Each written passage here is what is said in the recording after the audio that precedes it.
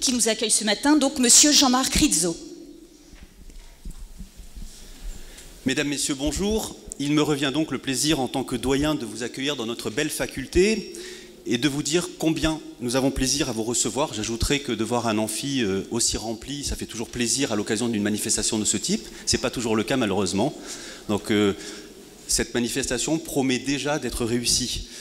Alors une fois n'est pas coutume, je n'ai pas tenu les comptes et je suis incapable de vous dire à combien de colloques nous en sommes pour cette année universitaire. Mais croyez bien que ça fait beaucoup. Et quoi qu'il en soit, de ce point de vue, cette année a été riche et sera au moins aussi riche que les précédentes. En revanche, je me dois à nouveau de répéter combien l'économiste que je suis, et le seul économiste présent à cette manifestation que je salue ne me contredira pas, l'économiste que je suis, disais-je, est épaté par cette extraordinaire propension de nos collègues juristes à mettre leurs compétences au service de thèmes d'études les plus divers. Au cours de ces 2 journées, pas moins de 11 d'entre eux, soit environ un tiers de nos effectifs, participeront au débat. Mais ils ne seront pas évidemment seuls, et au-delà de mes collègues, je souhaite remercier toutes celles et tous ceux qui enrichiront les diverses tables rondes, et tout particulièrement nos 3 collègues venus de métropole, mesdames Lantero, Lichardos et Roman, dont j'espère qu'elles trouveront également le temps de goûter au plaisir de notre belle île. Mes remerciements vont également à l'université, à travers sa représentante de ce jour, Ludivine Royer. Merci Ludivine. Il n'y a d'ailleurs aucune arrière-pensée dans ces remerciements, toute manifestation sonore de la présence d'un membre de l'équipe présidentielle. Et c'est évidemment un signal important qu'en matière de recherche, les enseignants-chercheurs œuvrent collectivement au rayonnement de notre université. La présence de 3 représentants de la 70e section, les sciences de l'éducation, illustre parfaitement ce propos. N'oublions pas non plus celles et ceux qui ont discrètement œuvré afin que cette manifestation soit une réussite. Coralie, qui s'est occupée des programmes et qui, comme à son habitude, nous a concocté une affiche originale. Karine, à la manœuvre pour tous les aspects pratiques de l'organisation. Isabelle et Nadine pour le volet finance. Et Monsieur Nalem, que vous avez vu passer beaucoup de temps à essayer de rétablir le son. Donc Monsieur Nalem et Dominique pour le côté matériel. Merci enfin aux organisateurs de ce colloque, Cathy Pomard et François Caffarelli, dont je dois dire qu'il s'agit de multi-récidivistes dans le domaine. Pour finir, je relèverai un point qui peu à peu devient la norme dans les colloques universitaires, la grande diversité des intervenants et notamment la large représentation de la société civile. Je ne peux évidemment pas citer tous les participants, mais je vous invite à consulter le programme. C'est dans le cas présent, bonjour, particulièrement édifiant. J'ai ouvert un grand nombre de colloques depuis mon entrée en fonction et je peux affirmer qu'aucun ne représentait une telle diversité. Je n'ai donc aucun doute sur le fait que les débats seront riches et que tant les participants que le public porteront au sortir de ces 2 jours un regard différent sur cette question centrale du lien entre vulnérabilité et droits fondamentaux. Merci et je vous souhaite un excellent colloque et je vous prie par avance d'excuser mon départ précipité, mais j'ai des obligations pédagogiques à 9 h.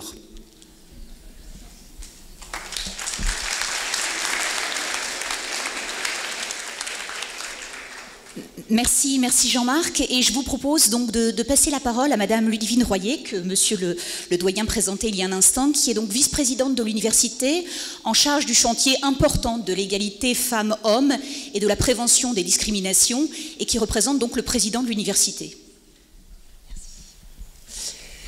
Merci beaucoup. Monsieur le sous-préfet à la cohésion sociale et à la jeunesse, Madame la déléguée à l'égalité des chances de la région Réunion, Madame la responsable du département des formations diplomates de l'Institut régional du travail social de la Réunion, Monsieur le doyen, chers partenaires, chers collègues, chers étudiants, Mesdames, Messieurs, c'est avec un immense plaisir que je représente ce jour et en ces lieux, d'une part, le président de l'Université de la Réunion, Monsieur Frédéric Miranville, d'autre part, l'équipe présidentielle dans son ensemble et, à mon niveau, le pôle égalité de l'Université de la Réunion. Alors, en tant que vice-présidente en charge de l'égalité femmes-hommes et de la prévention des discriminations, il va de soi que je suis non seulement sensibilisée, mais bien sûr sensible à cette question fondamentale de la vulnérabilité qui occupera l'espace de la réflexion et du dialogue pendant ces 2 jours de colloque.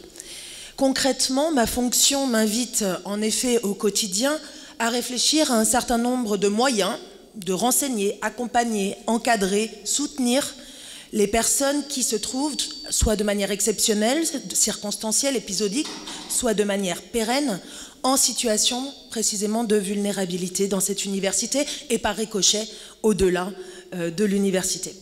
Également, le pôle égalité de l'université travaille à faciliter les conditions de travail, d'études, somme toute de vie, des différents publics ou de différents publics dits vulnérables, par exemple les femmes dans certaines circonstances, les victimes de harcèlement moral ou sexuel, les personnes qui y sont exposées à une ou plusieurs formes de violence, les victimes de discrimination, les parents isolés ou les personnes en situation de handicap.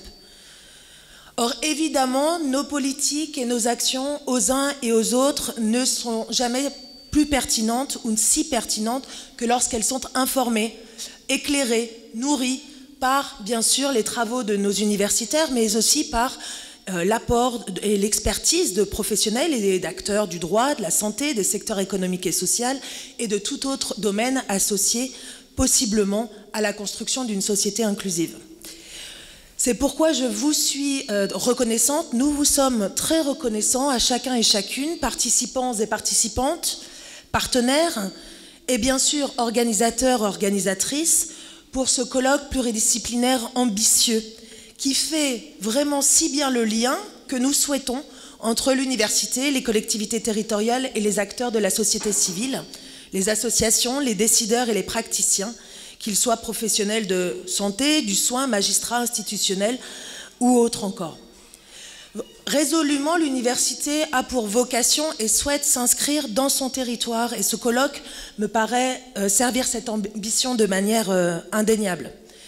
C'est pour cela que je souhaite chaleureusement, une fois encore, remercier l'ensemble des personnes qui ont contribué à organiser ce colloque et bien sûr en tout particulier les porteurs de ce projet singulier, Madame Cathy Pomard et Monsieur François Caffarelli, tous deux maîtres de conférences en droit privé ici à la faculté de droit et d'économie. J'applaudis vraiment ce travail considérable qui a été fait, qui permet de faire vivre un certain nombre de conventions que l'université a passées avec, par exemple, la Caisse d'allocation familiale, l'Agora ou l'IRTS, et travail considérable qui va effectivement nous permettre une réflexion collective importante sur des choses comme les vulnérabilités présentes sur le territoire réunionnais, l'importance de renforcer les réseaux professionnels investis dans l'accompagnement des différentes formes de vulnérabilité, l'utilité d'une évolution des textes de loi et des politiques publiques, et l'importance, voire l'obligation que nous avons de promouvoir une société qui accueille les uns, les unes et les autres sans distinction. Je céderai donc la parole en remerciant chaleureusement les organisateurs, bien sûr, en vous souhaitant un bon colloque et en précisant, parce que c'est important, que les actes de ce colloque ont vocation à être publiés pour effectivement que nous bénéficions tous et toutes de la réflexion collective que vous allez mener pendant les tables rondes notamment. Merci à tous et très bon colloque.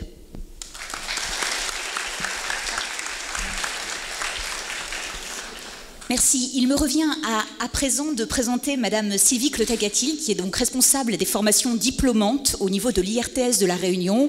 IRTS, un partenaire récidiviste du CRJ et de l'université, que je remercie de sa présence et à qui je passe tout de suite la parole. Merci.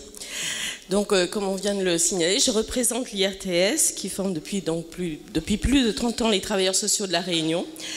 Nous tenons à remercier l'équipe du Centre de recherche scientifique et particulièrement Madame Pomard pour notre association à cette manifestation qui se traduit au travers de la contribution d'un de nos formateurs, Madame Jouvenot, experte sur la question des violences conjugales, et la présence de nos étudiants de nos formations. Effectivement, comme il a été cité, nous avons signé une convention partenariale avec le Centre de recherche juridique de l'université, avec pour objet de développer des collaborations scientifiques sur des thématiques qui s'inscrivent dans nos compétences respectives.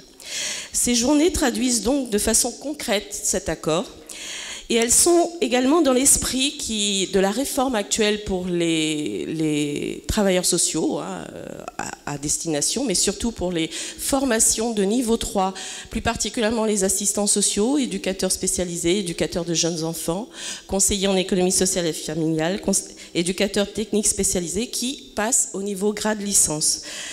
Elles sont au niveau régional, comme vous l'avez évoqué, parce qu'il faut après traduire tout cela au niveau régional, dans l'esprit également d'un projet de création d'un EPAS, dont une autre école pour l'action sanitaire et sociale. Rappelons que le plan d'action du travail social et du développement social signé en 2015, qui donne directive au travail social, pose comme une des orientations majeures la nécessité pour les travailleurs sociaux de ne pas limiter l'action sociale à une démarche descendante de mise en œuvre des politiques sociales, mais également de pouvoir se situer dans une démarche ascendante de force de proposition innovante. En effet, l'évolution sociétale étant devenue de plus en plus complexe, l'inscription de l'intervention sociale dans des espaces de recherche, comme celui-ci d'aujourd'hui, devient fondamentale pour mieux comprendre les problématiques et pouvoir accompagner de façon plus ajustée les personnes dans leur projet de vie.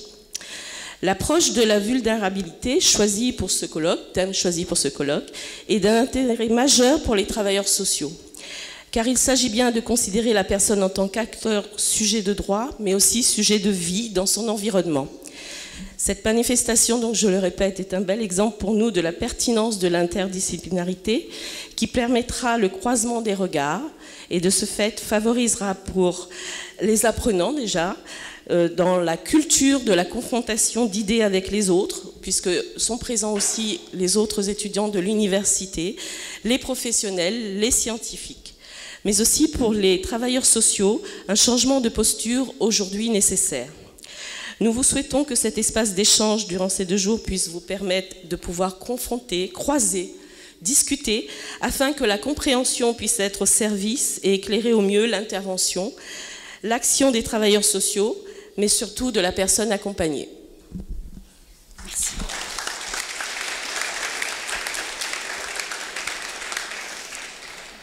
Merci à vous et je vous propose tout de suite donc de passer la parole à la CAF de la Réunion au travers de la directrice de cabinet, si j'ai bien retenu, Madame Posé, qui va vous dire quelques mots. Merci, bonjour à tous, merci de me passer la parole, mesdames, messieurs, monsieur le préfet, mesdames, messieurs. Je suis heureuse aujourd'hui de représenter monsieur Jean-Charles Slama, notre directeur, directeur donc de la Caisse d'allocation familiale. Alors nous, à la Caisse d'allocation familiale, nous saluons et nous nous réjouissons de ce partenariat établi avec l'Université de La Réunion depuis l'année dernière. Partenariat qui se traduit par une convention cadre que nous avons signée en novembre 2017 et qui se traduit aussi concrètement aujourd'hui par un observatoire de la parentalité dont le directeur scientifique est monsieur Malbert, maître de conférence à l'université, et observatoire qui est géré directement au niveau du cabinet du directeur. Donc on salue ce partenariat puisque dans le cadre de cette convention cadre, on a également convenu de le traduire par également des contributions à des colloques qui peuvent nous intéresser. Et le sujet de la vulnérabilité, bien évidemment, vous vous en doutez, est un sujet qui est important au niveau de la Caisse d'allocation familiale, puisque sur nos 250 000 allocataires, au niveau de notre fichier, donc allocataires, à peu près 145 000, c'est-à-dire un peu plus de la moitié, se trouvent confrontés à des problématiques de précarité et de vulnérabilité.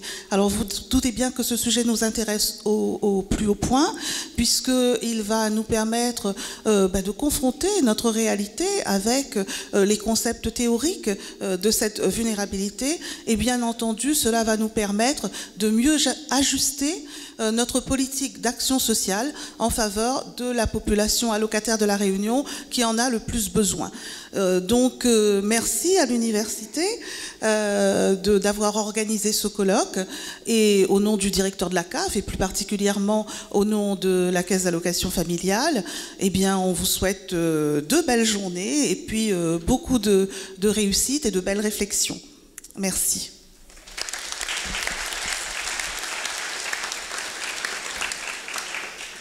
Il est temps à présent, si vous le voulez bien, de passer la parole à Madame Monique Bénard, qui est donc déléguée à l'égalité des chances donc pour la collectivité régionale et qui représente ce matin donc Monsieur le Président de la région Réunion. Madame Bénard. Merci beaucoup. Mesdames, Messieurs, bonjour. Je suis très heureuse de saluer aujourd'hui toutes les personnalités réunies à l'occasion de l'ouverture de ce colloque « Vulnérabilité et droits fondamentaux » prévu sur 2 jours, aujourd'hui et demain. La vulnérabilité est une condition humaine universelle, pas un statut stigmatisant réservé à des groupes désavantagés. Ce colloque permettra donc de fédérer plusieurs acteurs, non seulement dans la prise en charge des personnes en situation de vulnérabilité, mais aussi pour associer un régime juridique à ce concept de vulnérabilité. En effet, nous avons le plaisir de voir que différents acteurs aujourd'hui de la sphère juridique, économique, sociale, médicale ont été sensibilisés à ce sujet et pourront travailler ensemble sur ces 2 jours de façon interdisciplinaire et transversale autour de ce thème important qu'est la vulnérabilité. La région Réunion est heureuse d'apporter son soutien à l'organisation de cette manifestation portée par le Centre de recherche juridique de l'Université de La Réunion, et je profite de cette occasion qui m'est offerte aujourd'hui pour appuyer l'importance de la simplification des grands concepts tels que la vulnérabilité, afin de mieux appréhender les difficultés rencontrées par les personnes en situation de vulnérabilité. Je terminerai en disant que c'est un enjeu pour chacun d'entre nous, pour nous, concitoyens, les victimes et leurs familles. Je vous remercie pour votre attention et je vous souhaite de bons travaux. Merci.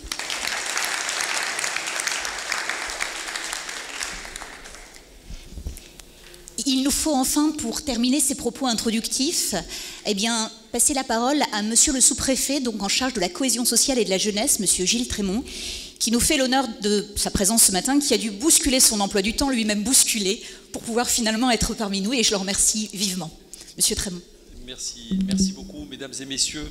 Je ne vais pas être très très long parce que je me rappelle la définition d'un colloque, c'est de parler ensemble, hein, si on se réfère aux racines du mot, donc c'est pas d'assister à une litanie de prise de parole. Donc je vais essayer d'être très bref parce que je suis le dernier. Alors, tout d'abord, je vous prie de m'excuser pour demain parce que je devais être à une table ronde et j'avais promis à Cathy Pomar d'y être et malheureusement je dois partir ce soir en métropole et je pourrai évidemment pas y être. Mais vous aurez, pour parler notamment de la politique de la ville, 2 intervenants de grande qualité, Mathieu Salin, je crois, pour la DJSCS, et puis Olivier Roussel, je crois, pour la DEAL, qui vous parlera de renouvellement urbain.